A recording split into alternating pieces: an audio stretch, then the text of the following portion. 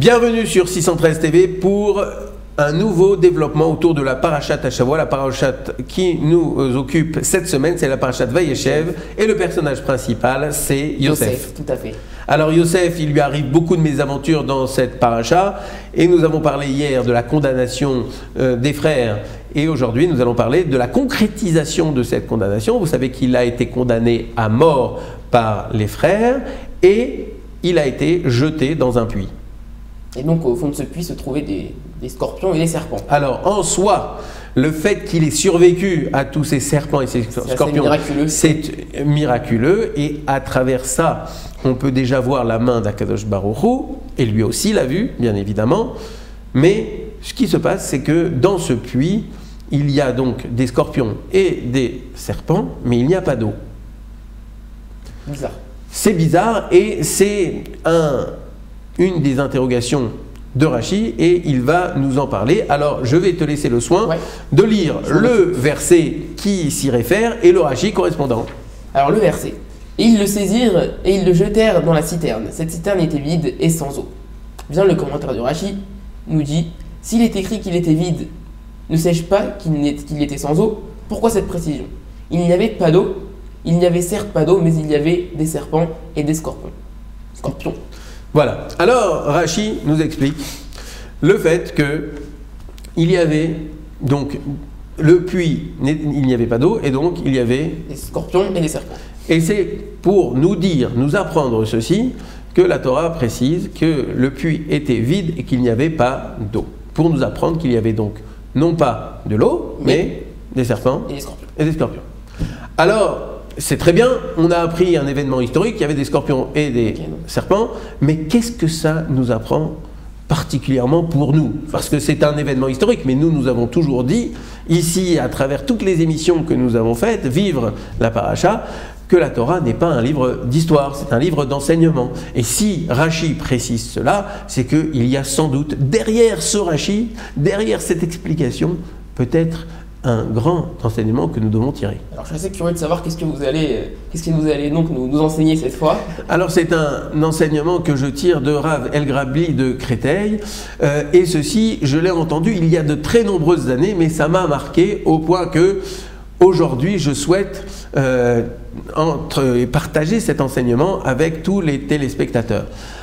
Rav El Grabli, qui donc est de Créteil, nous a raconté que il y a de nombreuses années, il faisait du kirouv. Qu'est-ce que c'est le kirouv? C'est en fait essayer de rapprocher les gens qui sont loin des enseignements de la Torah pour les intéresser à la pratique du judaïsme, et donc c'était son travail il y a quelques années. Et il était spécialisé surtout dans le travail autour de gens qui partaient en Extrême-Orient, c'est-à-dire en Inde, en Thaïlande, etc., etc. Et un jour, il se trouvait là-bas, et puis il était à proximité d'un restaurant où il y avait des Juifs, et donc il est rentré dans ce restaurant, et dans ce restaurant, il a demandé du feu à un Juif qui était ici, qui était donc dans le restaurant.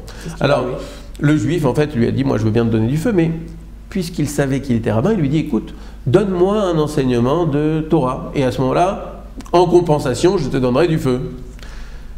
Alors, le Rav El Grabli commence à lui donner un petit enseignement de Chumash, et puis ça ne le contente pas. Alors il dit, mais c'est très bien ça, mais c'est un petit peu simple. Nous on voit à travers nos émissions de Vivre la Torah que c'est pas tellement simple, mais lui, il lui a dit ça, il lui a dit, donne-moi quelques enseignements de Mishnah. Alors il commence à lui citer une Mishnah avec un petit commentaire, etc. Mais ça lui suffit toujours pas. Et puis ensuite, il lui demande de la Gemara, et puis etc., etc. Au bout d'une demi-heure, il n'avait toujours pas le feu qu'il avait besoin pour fumer sa cigarette. Il commençait, puisqu'il est fumeur, à un petit peu s'énerver. Alors à ce moment-là, le Juif en question lui dit, écoute, moi je vais t'apprendre un enseignement.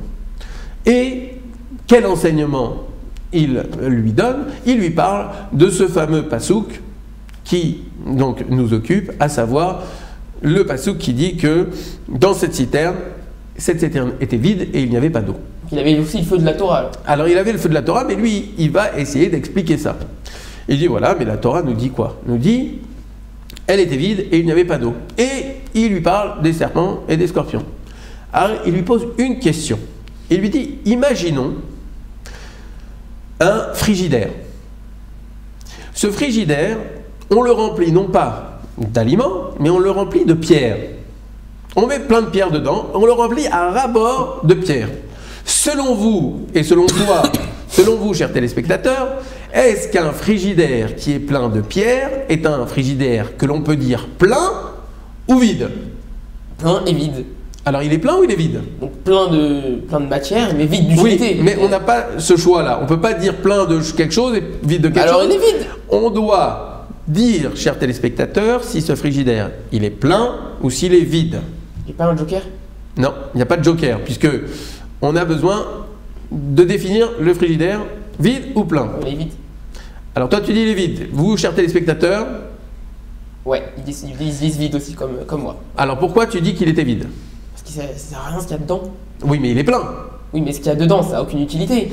Alors, Comment on peut dire qu'il est plein de choses, mais qui n'ont aucune utilité, donc forcément il est vide. alors ça, c'est ton interprétation. Ouais. Mais on pourrait dire qu'il est plein parce qu'il est plein de pierres. Et objectivement, il est plein de pierres. Alors effectivement, si on lit le verset de la Torah, on arrive à la même conclusion que toi. Pourquoi? Parce que la Torah dit, il était vide et sans eau. Mais Rachi nous précise, il était plein.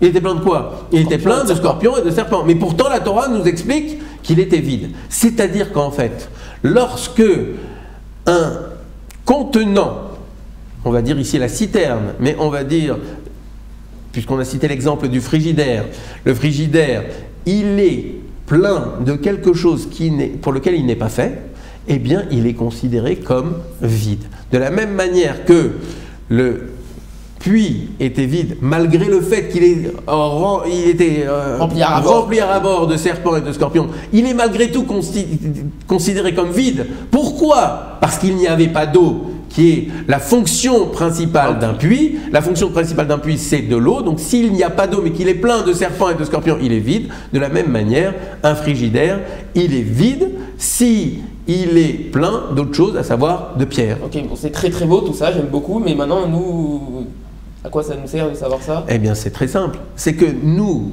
sommes aussi un contenant. Ouais. Nous sommes aussi une sorte de citerne. On a des pierres ou de l'eau? Alors, ça dépend. Si on remplit notre personne, notre esprit, notre mémoire de pierre, alors à ce moment-là, on est vide. Mais si on la remplit d'eau, alors à ce moment-là, on est plein. Qu'est-ce que c'est l'eau? L'eau, c'est la Torah. Et c'est ce qu'il a dit au Ravel Grabli. Il lui a dit ceci. Il lui a dit, moi, je travaille, j'ai une activité professionnelle, mais je ne quitte jamais mon domicile, je ne vais jamais au travail avant d'apprendre la Torah pendant 2 ou 3 heures. Ça n'existe pas un jour qui ne démarre pas sans l'étude de la Torah. Pourquoi? Parce que c'est ça pour lequel j'ai été constitué. C'est ça ma nature. Je dois être rempli de Torah, c'est la fonction d'un juif. Eh bien moi, je ne pars pas au travail avant d'étudier la Torah pendant 1, 2, 3 heures. Eh bien ça, c'est un enseignement pour nous tous. Nous avons été constitués par Akadosh Baruch Hu pour être remplis des enseignements de la Torah.